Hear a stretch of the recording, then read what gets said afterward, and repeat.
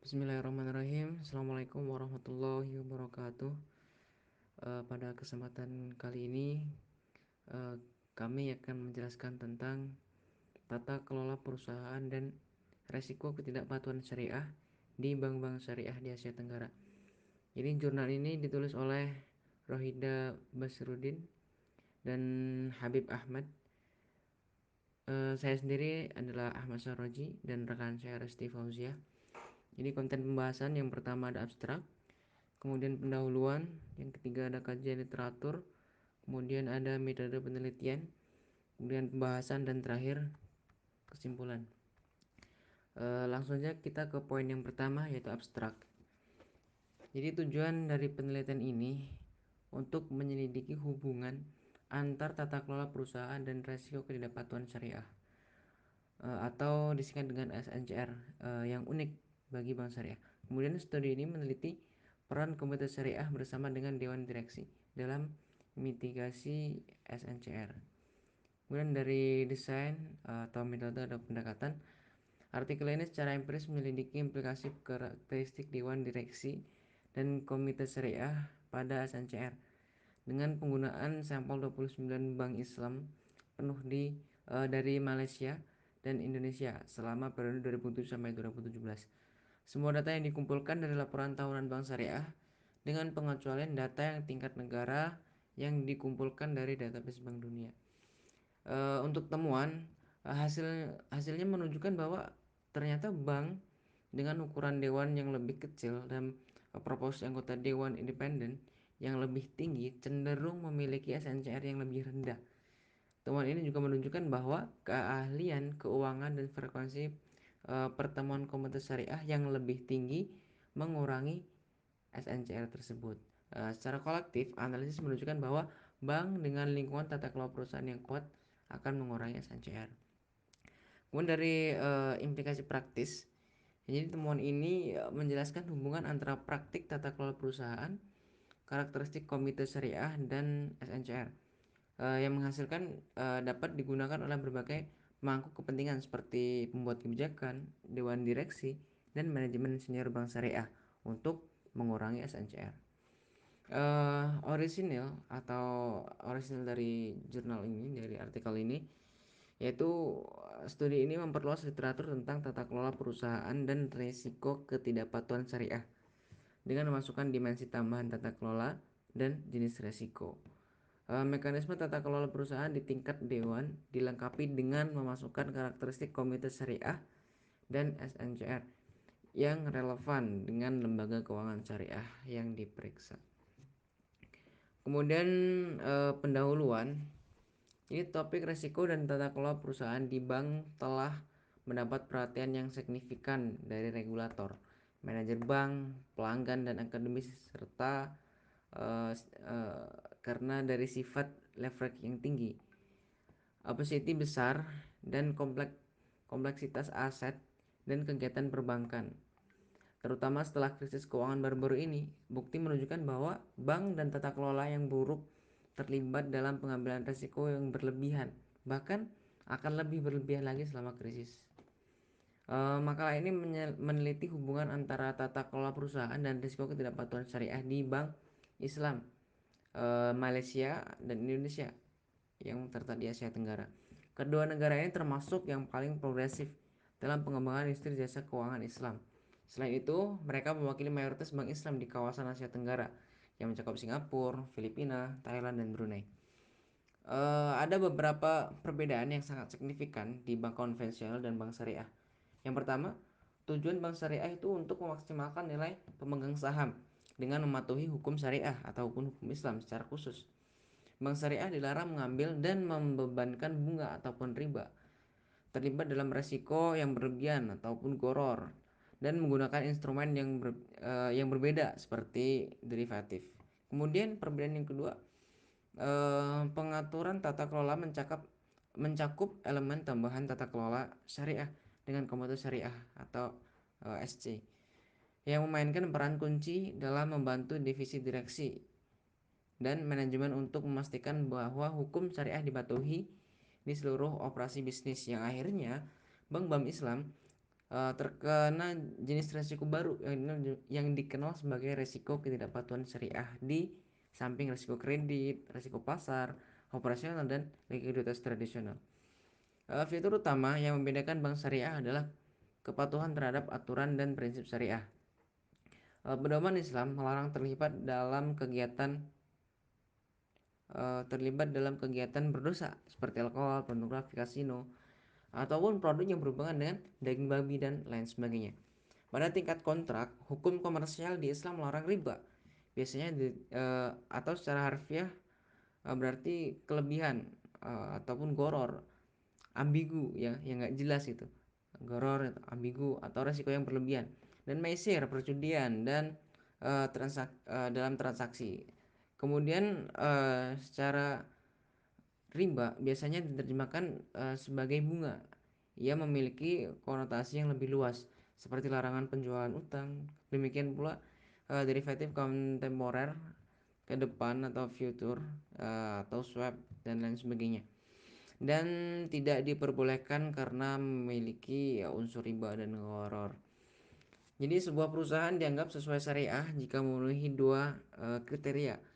Yang pertama screening, kemudian aktivitas bisnis kualitatif menghilangkan perusahaan yang terlibat dalam produk dan layanan yang dianggap dilarang seperti alkohol seperti yang disebutkan di atas dan lain sebagainya. Jadi kriteria tersebut akan lulus penyaringan kualitatif, dievaluasi lebih lanjut menggunakan kriteria penyaringan keuangan kuantitatif. Kedua ya kuantitatif, kemudian akan diidentifikasi sebagai tolak ukur yang diizinkan dan mengecualikan perusahaan dengan tingkat utang konvensional, likuiditas dan pendapatan yang tidak dapat diterima. Dalam kasus bank syariah, resiko reputasi yang unik akan muncul karena ketidakpatuhan syariah. Deposan ataupun dan investor tidak hanya kehilangan kepercayaan pada bank tersebut karena kerugian yang timbul dari ketidakpastian, tetapi ada kemungkinan bahwa segmen dari mereka yang menggunakan bank syariah untuk keyakinan agama akan menarik dana mereka atau menutup rekening mereka karena alasan reputasi. Dalam sebuah survei yang dilakukan di 3 negara menemukan bahwa presentase besar dan investor lembaga keuangan Islam akan memindahkan akun mereka ke pihak lain atau ke bank lain jika ada pelanggaran kontrak terhadap syariah selama satu periode. Baik, selanjutnya mungkin kajian literatur. Jadi kajian literatur yang pertama ada teori agensi, tata kelola dan risiko syariah yang tidak sesuai di bank syariah. Jadi implikasi teori keagenan untuk tata kelola berlaku pada bank syariah juga karena pemegang saham dan manajer memiliki informasi asimetris dan kepentingan yang berbeda. Namun tujuan memaksimalkan keuntungan dan dengan menerapkan prinsip syariah untuk menciptakan masalah dan tantangan keagenan tambahan yang menimbulkan masalah tata kelola yang khas. Masalah agensi muncul di bank Islam karena tujuan yang berbeda dari BOD, manajer dan SC. Tujuan pemegang saham adalah untuk memaksimalkan nilai net present dengan meningkatkan pengambilan dan memperluas bisnis yang dengan menarik lebih banyak pelanggan dalam jangka panjang. Karena sebagian besar nasabah berurusan dengan bank syariah karena alasan agama. Hal ini dapat dilakukan dengan memastikan bahwa operasi perbankan mematuhi prinsip-prinsip syariah. Seperti yang ditunjukkan, ketidakpatuhan syariah dapat menyebabkan hilangnya pendapatan dalam jangka pendek dan mengurangi reputasi secara negatif dalam jangka panjang. Kemudian ada efektivitas dewan dan komite syariah, di mana menunjukkan bahwa bukti beberapa karakteristik direksi dan subkomite dapat mempengaruhi efektivitas mereka dalam memantau peran, termasuk ukuran dewan ataupun komite. Komisi Direktur Independen, frekuensi pertemuan dan compensation. Dalam studi BODS menunjukkan bahwa pertemuan dewan yang lebih sering meningkatkan efektivitas dewan karena pertemuan adalah dimensi kunci dari operasi dewan. Dewan aktif yang bertemu lebih sering atau lebih cenderung melakukan tugasnya sesuai dengan kepentingan pemegang saham dan untuk lebih berusaha memantau integritas manajemen. Dalam literatur komite audit, perusahaan dengan jumlah pertemuan komite audit yang lebih tinggi mengalami penyajian kembali keuangan yang lebih sedikit dan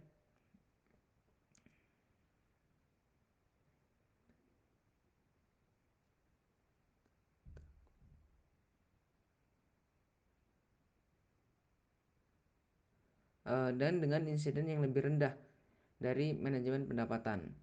Studi-studi ini menunjukkan bahwa komite yang bertemu secara teratur selama tahun keuangan terkait dengan pertemuan yang efektif. Semakin sering mereka bertemu, maka semakin efisien mereka melepaskan tanggung jawab pengawasan mereka. Dengan demikian, kami mengharap relationship terbaik antara frekuensi pertemuan dengan pertemuan dewan dan SC dengan SNCR.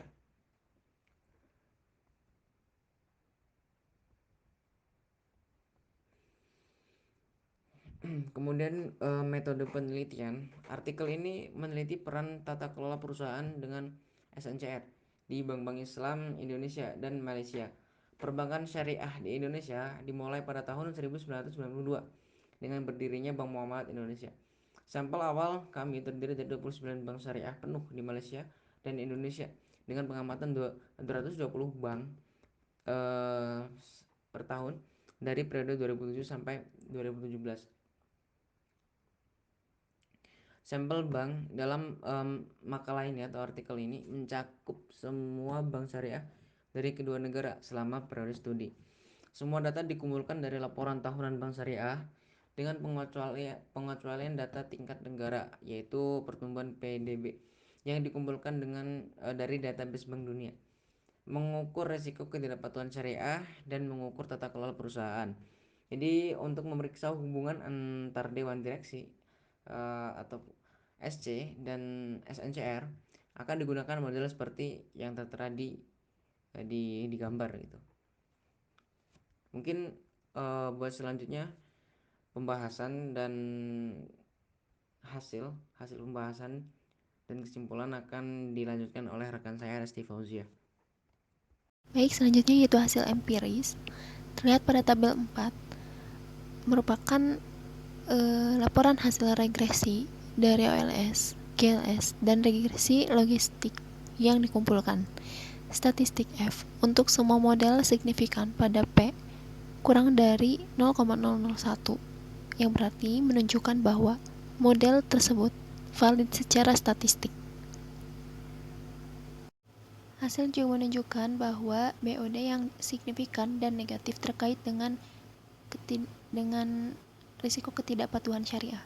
Temuan ini konsisten dengan proporsi teori agensi yang menunjukkan independensi direktur non-eksekutif, yaitu kualitas penting yang berkontribusi pada fungsi pemantauan komite yang efektif.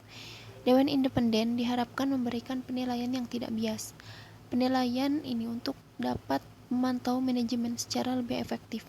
Hasil ini juga menunjukkan bahwa proporsi independensi yang lebih tinggi dari direktur non-eksekutif di Dewan memicu mereka untuk menjadi lebih sensitif terhadap peraturan kepatuhan syariah. Mereka bertindak lebih konservatif terhadap tindakan SC atau komite syariah, dan dengan demikian mengurangi risiko ketidakpatuhan syariah. Kemungkinan ini juga menjadi penyebab tindakan mereka untuk memenuhi peran fidusia untuk mematuhi syariah dan mengurangi risiko reputasi yang dapat timbul dari ketidakpatuhan. Terbukti bahwa koefisien SC meeting atau pertemuan komite syariah signifikan dan terkait negatif dengan risiko ketidakpatuhan syariah. Hasil ini menunjukkan bahwa koefisien frekuensi pertemuan komite syariah yang lebih tinggi mengarah ke risiko ketidakpatuhan syariah yang lebih rendah. Hal ini konsisten dengan argumen bahwa ketika komite syariah bertemu lebih sering, mereka mengurangi kemungkinan adanya ketidakpatuhan syariah, karena pertemuan rutin memungkinkan anggota syariah untuk mengidentifikasi dan menyelesaikan masalah yang berpotensial, terutama yang terkait dengan syariah compliance. Temuan ini konsisten dengan penelitian sebelumnya yang menunjukkan subkomite dewan yang bertemu secara teratur terkait dengan pemantauan yang efektif. Selanjutnya yaitu analisis tambahan dan uji ketahanan. Beberapa analisis tambahan dan uji ketahanan yang dilakukan yaitu yang pertama, memberikan definisi baru untuk variabel dan komite syariah untuk melihat apakah definisi alternatif mempengaruhi hasil utama. Lalu yang kedua, menambahkan lebih banyak variabel kontrol, misalnya ROA, ROE, dan leverage pada model yang berbeda untuk menguji apakah dimasukkannya variabel-variabel ini akan mempengaruhi hasil utama. Lalu yang terakhir yaitu menjalankan regresi GLS dan logistik pada dua bank besar dan kecil, seperti yang dilaporkan dalam tabel 4. Dan membagi sampel menjadi dua subset data di median aset. Untuk mengatasi kemungkinan masalah endogenitas, maka penelitian ini menjalankan regresi dua tahap. Salah satu sumber yang mungkin mempengaruhi hubungan antara tata kelola perusahaan dan pengambilan risiko bank ialah kausalitas terbalik atau simultanitas. Risiko ketidakpatuhan syariah juga dapat mempengaruhi efektivitas dewan dan komite syariah. Misalnya, ketika komite syariah lebih rendah, ada kemungkinan bahwa tingkat efektivitas dewan dan komite syariah akan meningkat karena mereka kurang menangani risiko dan dengan demikian memiliki kapasitas lebih untuk fokus pada penguatan efektivitas. Masalah kausalitas terbalik ini muncul karena variabel tata kelola perusahaan bersifat dinamis. Selanjutnya, kesimpulan. Studi ini merupakan salah satu upaya pertama untuk mempelajari hubungan antara tata kelola perusahaan dan risiko ketidakpatuhan syariah. Meskipun literatur tata kelola perusahaan cukup berkembang, tidak ada studi sebelumnya, penelitian ini memperluas literatur dengan memasukkan karakteristik komite syariah. Misalnya ukuran, keahlian keuangan, frekuensi pertemuan, dan kompensasi, dan melakukan penyelidikan terhadap bank-bank Islam dari Malaysia dan Indonesia selama periode 2007 hingga 2017. Dan hasil empiris menunjukkan bahwa bank-bank dengan dewan yang lebih kecil dan proporsi dewan independen yang lebih tinggi cenderung memiliki risiko ketidakpatuhan syariah yang lebih rendah. Hasilnya juga menunjukkan bahwa keahlian keuangan dan frekuensi pertemuan komite syariah yang lebih tinggi mengurangi risiko ketidakpatuhan syariah. Secara kolektif, analisis ini menunjukkan bahwa bank dengan lingkungan tata kelola perusahaan yang kuat mengurangi risiko ketidakpatuhan syariah. Hasil ini kuat untuk berbagai spesifikasi model dan tes. Sekian presentasi dari kelompok kami. Kurang lebihnya mohon maaf. Wassalamualaikum warahmatullahi wabarakatuh.